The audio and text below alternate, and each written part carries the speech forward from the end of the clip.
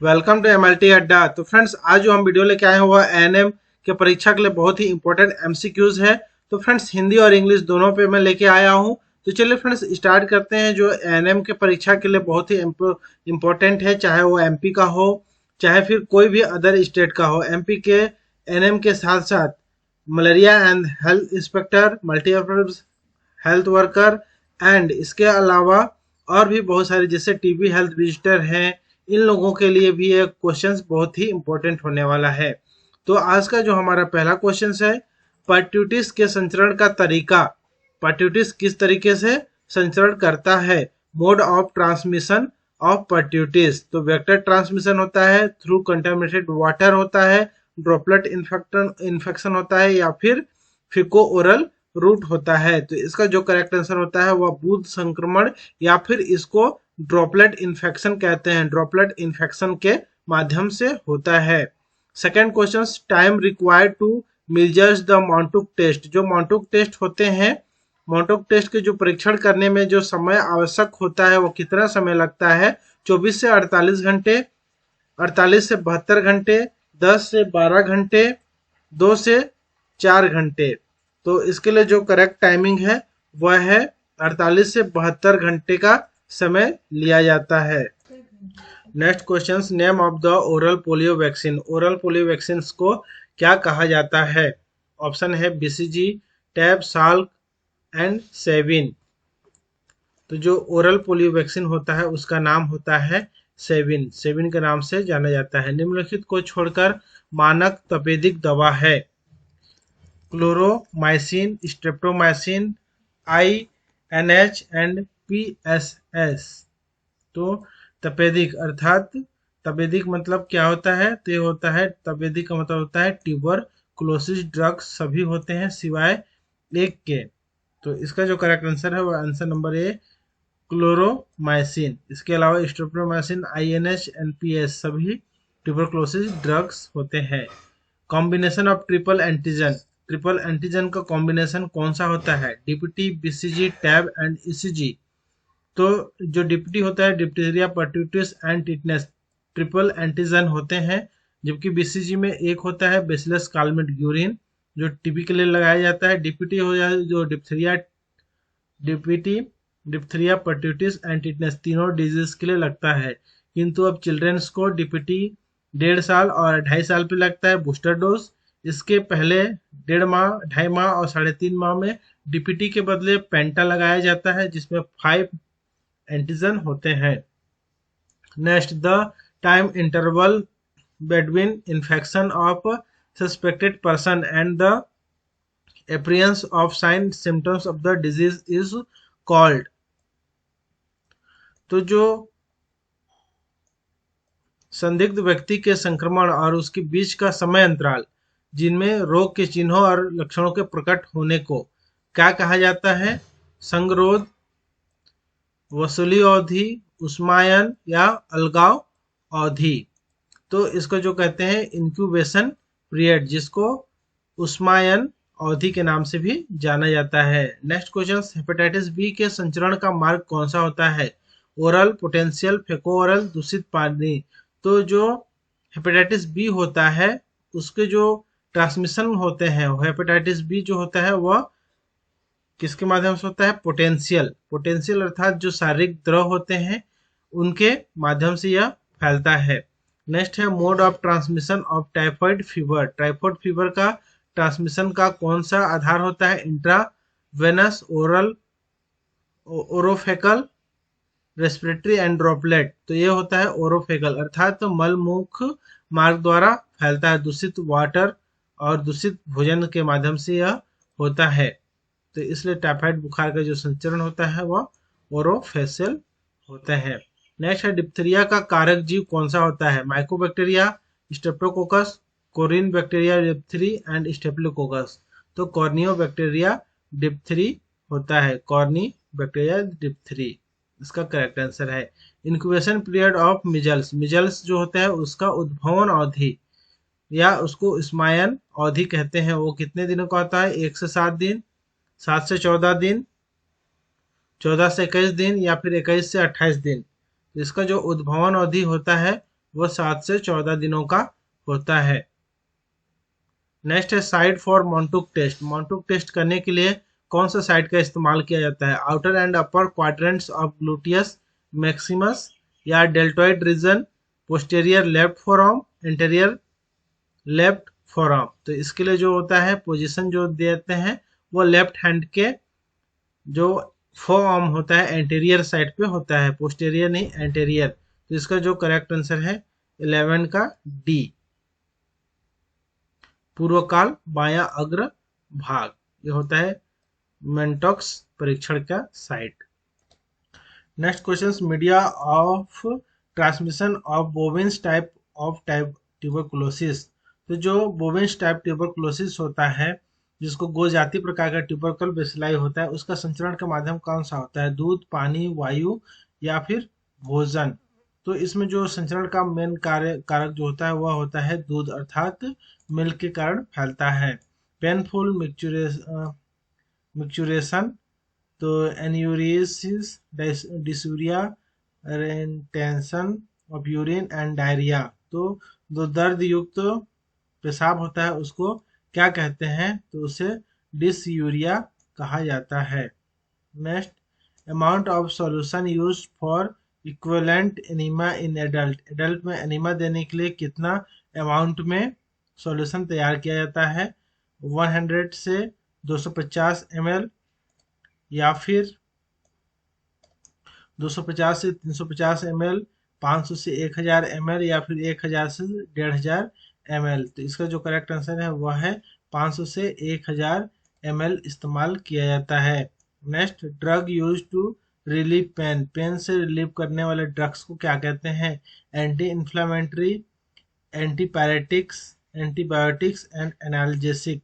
तो जो दर्द से राहत देने वाले जो होते हैं वह एनाल्जेसिक कहलाते हैं, और बुखार से राहत देने वाले को एंटीपायरेटिक्स कहते हैं। ऑन इन्फ्लामेशन अर्थात प्रदाह को जो रोकने का कार्य करता है वह एंटी इन्फ्लामेटरी कहलाता है। एंड एंटीबायोटिक जो रोगाणुओं की संख्या को कम करते हैं उसको एंटीबायोटिक कहते हैं।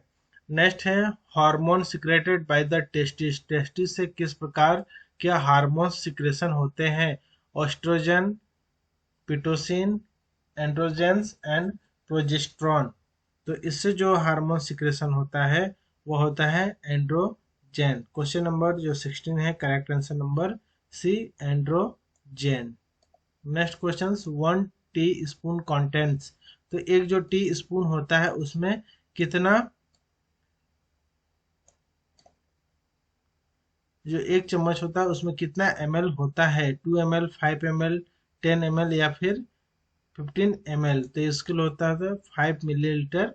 एक छोटा जो चम्मच होता है उसमें 5 मिलीलीटर होता है।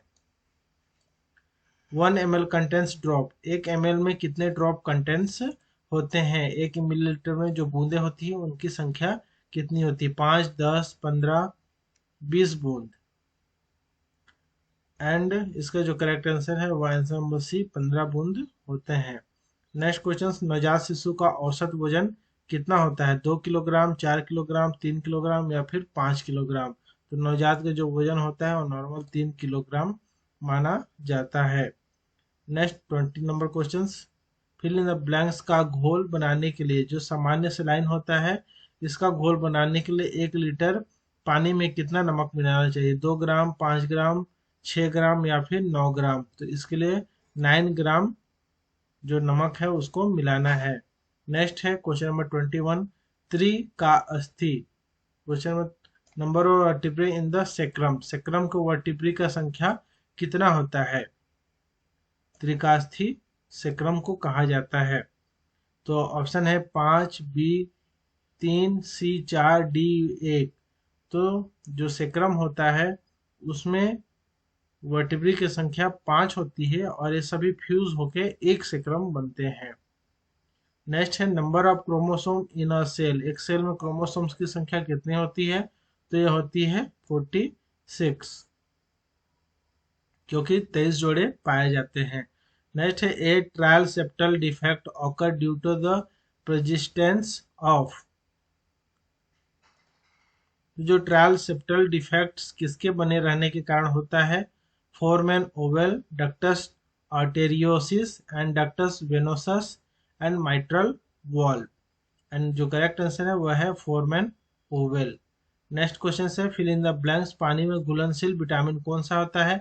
विटामिन ए, विटामिन के, विटामिन बी और विटामिन डी। तो बी और जो सी होते हैं वह पानी में घुलनशील होते हैं, बाकी सभी फैट सोल्यूबल अर्थात वसा में घुलनशील होते हैं। क्वेश्चन नंबर 20 जो 4 है वह उसका करेक्ट आंसर है विटामिन बी वाटर सोल्यूबल होते हैं।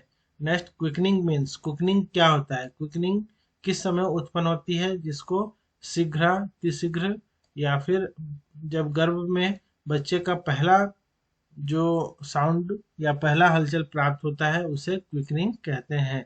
तो the movement of the foetus in the uterus felt by the mother, इसको कहते हैं क्विकनिंग। तो क्विकनिंग का अर्थ है the movement of the foetus in the uterus, अर्थात जो गर्भाशय में पैरों की हलचल मां द्वारा महसूस की जाती है वही कहलाता है क्विकनिंग। नेक्स्ट हैजा एक प्रकार की जीवाणु से होता है जिसे कहते हैं, तो हैजा के जो जीवाणु होते हैं उसको क्या कहते हैं? ऑप्शन नंबर फर्स्ट है tubercle bacilli, vibrio cholera, protozoa and entamoeba histolytica. तो इसको जो कहते हैं विब्रियो कॉलेरा के नाम से जाना जाता है, विब्रियो कॉलेरी। नेक्स्ट शराब पीने से गंभीर प्रभाव पड़ता है, तो शराब पीने से drinking of alcohol will severally effect the kidney, brain, stomach and liver. तो इससे जो होता है प्रॉब्लम वह किसको होता है? लिवर को।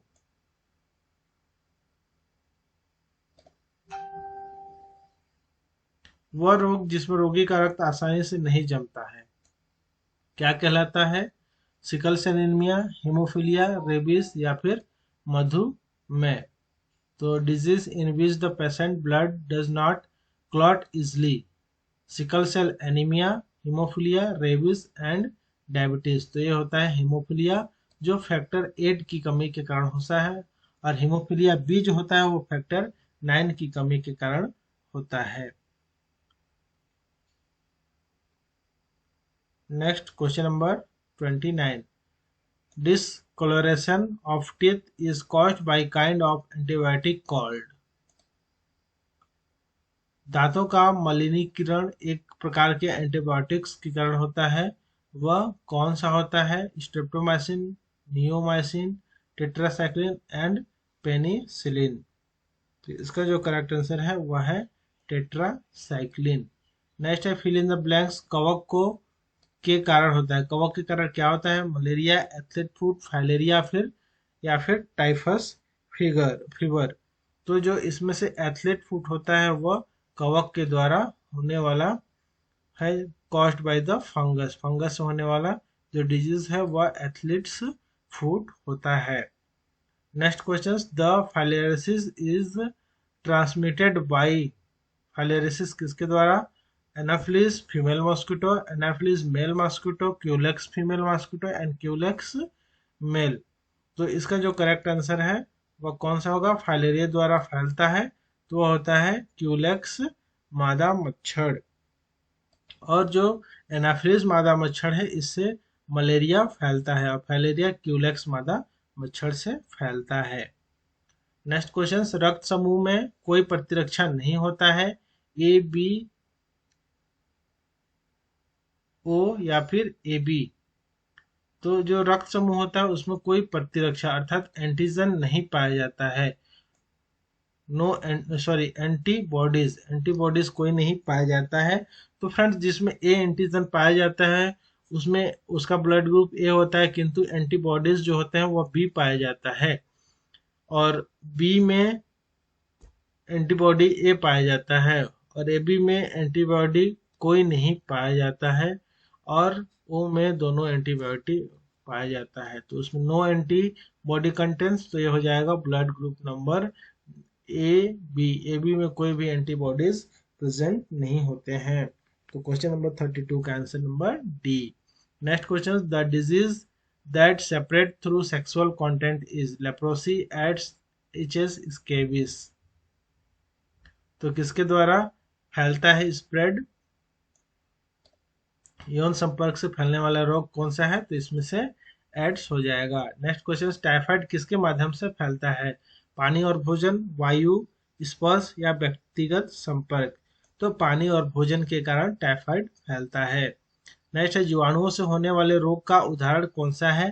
थंड, typhoid, typhus fever and chicken pox. जीवाणुओं से होने वाला कौन सा रोग होता है? टाइफाइड ट्रांसमिटेड, इसको बता चुका हूँ friends. Water and food. Fill in the blanks जो है, example for disease caused by the bacteria, cold, typhoid, typhus fever and chickenpox. तो जो चिकन पॉक्स होता है वह तो चिकन पॉक्स वायरस के द्वारा होता है। टाइफस फीवर, कोल्ड, ये सभी वायरस जनित रोग होते हैं, सिवाय टाइफाइड जो होता है वह बैक्टीरियल रोग होता है जो साल्मोनेला टाइफी से के कारण होता है। Next question number 36, fill in the blanks is the immunity get by the body after the first attack of disease? Natural immunity, passive immunity, artificial immunity या फिर एक्वायर्ड इम्यूनिटी? किस प्रकार का एंटीबॉडी प्राप्त होता है जो शरीर के पहले आक्रमण के बाद, रोग के पहले आक्रमण के बाद जो शरीर को प्राप्त होने वाले रोग प्रतिरोधक क्षमता होता है वह कौन सा होता है? तो ये होता है आंसर नंबर डी, अधिग्रहित प्रतिरक्षा। नेक्स्ट क्वेश्चन, एंटीबॉडी के उत्पादन के लिए जिम्मेवार कोशिकाएं कौन सा है? लाल रक्त कोशिकाएं, प्लेटलेट्स, प्लाज्मा या फिर श्वेत रक्त कोशिकाएं? तो आप सभी को पता ही होगा ये श्वेत रक्त कोशिकाएं इसका करेक्ट आंसर है। नेक्स्ट, एक स्वस्थ व्यक्ति साल में या बार रक्तदान कर सकता है? साल भर में कितने बार रक्तदान कर सकता है? 6 से 7, 5 से 6, 3 से 4 या फिर 2 से 3? तो ये 3 से 4 बार कर सकते हैं, क्योंकि 3 से 2 से मतलब 3 से 4 महीने के जो अंतराल होता है, समय अंतराल, इसके बाद आप ब्लड डोनेट कर सकते हैं। इसलिए अगर वर्ष में आप चाहें तो 3 या फिर 4 बार ब्लड डोनेट कर सकते हैं। और जब भी ब्लड डोनेट करेंगे, अगर ब्लड की मात्रा 350 ml एक बैग में अगर लिया जाता है तो आप 3 से 4 बार साल में कर सकते हैं। नेक्स्ट है, रेडियो एक्टिव कोबाल्ट और रेडियम का उपयोग किस रोग के उपचार के लिए किया जाता है? ऑप्शन है हैजा, हीमोफीलिया, कैंसर या सिकल सेल एनीमिया। तो रेडियो एक्टिव कोबाल्ट का और रेडियम का उपयोग कैंसर के लिए किया जाता है। Question number 39, radioactive cobalt and radium are used to treatment of disease cancer, correct answer. Next question number 40, world health day is on. तो वर्ल्ड हेल्थ डे जो कब मनाया जाता है? तो इसका जो मनाया जाता है वह 7 अप्रैल को मनाया जाता है। 7 अप्रैल 1948 को इसका स्थापना हुआ था और इसके स्थापना दिवस पे ही वर्ल्ड हेल्थ ऑर्गेनाइजेशन का वर्ल्ड हेल्थ डे मनाया जाता है। और इसका जो मुख्यालय है स्विट्जरलैंड के जिनेवा में इसका मुख्यालय है। Next question, to relieve from dyspnoea the appropriate position to be use is? Option number A prone position, supine position, side line position या फिर फ्लावर पोजीशन। तो सांस की जो तकलीफ को राहत पाने के लिए जो उपयुक्त स्थिति होती है वह कौन सा होती है? तो इसके लिए फॉल्स पोजीशन जो होती है वह होती है। गर्भवती महिला को प्रतिदिन प्रोटीन की आवश्यकता होती है 50 ग्राम, बी 55 ग्राम, सी 60 ग्राम, डी 65 ग्राम। इसके लिए 55 ग्राम की आवश्यकता होती है। Next question number 43, the fundus is the level of umbilical during. जो फंडस होता है, यहाँ फाइंडस लिखा, फंडस जो होता है उसकी जो लेवल होते हैं वो अम्बिलिकल ड्यूरिंग वीक्स प्रेगनेंसी, कितने वीक्स की प्रेगनेंसी में अम्बिलिकल्स अर्थात नाभि तक पहुंचता है? 16, 20, 24 या फिर 28? तो ये होता है 24 सप्ताह की गर्भावस्था में अम्बिलिकल तक पहुंचता है फंडस की ऊंचाई। Total weight gain during pregnancy is, pregnancy में टोटल जो वजन होता है वो कितना वृद्धि होता है? 7 से 8, 10 से 11, 13 से 14 या फिर 15 से 16? तो एंड करेक्ट आंसर जो है वह है 13 से 14 केजी होता है। क्वेश्चन नंबर 44 का C. Next question, the birth weight of the baby doubles at the age, जो बेबी होते हैं उसका वजन दुगना हो जाता है जन्म के दौरान, जितना वजन रहता है उसका दुगना कब होता है? 3 मंथ, 6 मंथ, 9 मंथ या फिर 12 मंथ। तो ये जो होता है 6 मंथ में वो बेबी वजन के दुगने वजन के हो जाते हैं। तो क्वेश्चन नंबर जो 45 है उसका करेक्ट आंसर है 6 महीने। शिशु का जन्म भार वर्ष की आयु में दुगना हो जाता है।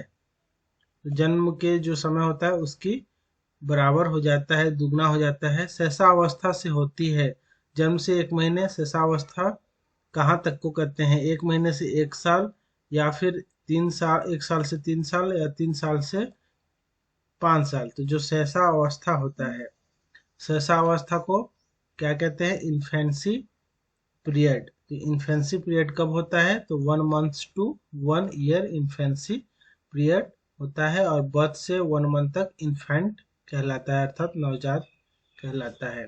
Next, the following are the sign of dehydration except, सभी डिहाइड्रेशन के साइन है सिवाय एक के। तो इसका है डायरेसिस, अर्थात यूरिन बहुत अधिक होना, ये डिहाइड्रेशन के लक्षण नहीं होते हैं। Next, the following are the contents of ORS except, सभी ओआरएस के कंटेंट है सिवाय एक के। Sodium chloride, sugar, potassium chloride and calcium carbonate. तो इसमें जो कौन सा नहीं पाया जाता है? तो इसमें ओआरएस में कैल्शियम कार्बोनेट नहीं पाया जाता है। कैल्शियम कार्बोनेट के अलावा ये सभी ओआरएस के जो है वो सभी इसके कंटेंट्स होते हैं। नेक्स्ट क्वेश्चन, निम्न में से को छोड़कर कुपोषण के सर्वाधिक सामान्य कारण है? बेरी, प्रोटीन ऊर्जा कुपोषण, मैरास्मस, क्वाशियोरकर। तो कुपोषण का सर्वाधिक सामान्य जो कारण होते हैं, the most common from the malnutrition are the following except, सभी होते हैं सिवाय एक के। तो इसका जो करेक्ट आंसर है वह आंसर नंबर ए, बेरी, जो होता है वह विटामिन की कमी से होने वाला रोग है। बाकी जो माल न्यूट्रिशन के कारण जो होता है protein energy, marasmus and kwashiorkor, ये सभी होते हैं। नेक्स्ट है, the first course of oral pill should be started on the day of menstrual cycle, second, 7th, 5th या 10th डे। जो मौखिक गोलियां का पहला कोर्स जो मासिक धर्म चक्र के कितने दिन पर किया जाना चाहिए? दूसरा, 7वां, 5वां या फिर 10वां। तो इसका जो करेक्ट आंसर है वह आंसर नंबर सी, 5वें दिन पर शुरू किया जाना चाहिए। तो फ्रेंड्स, पार्ट 1 में इतने ही। क्वेश्चन नंबर पार्ट 2 में 51 से लेके 100 तक ले आऊंगा। Thank you for watching, have good day, जय हिंद, जय भारत।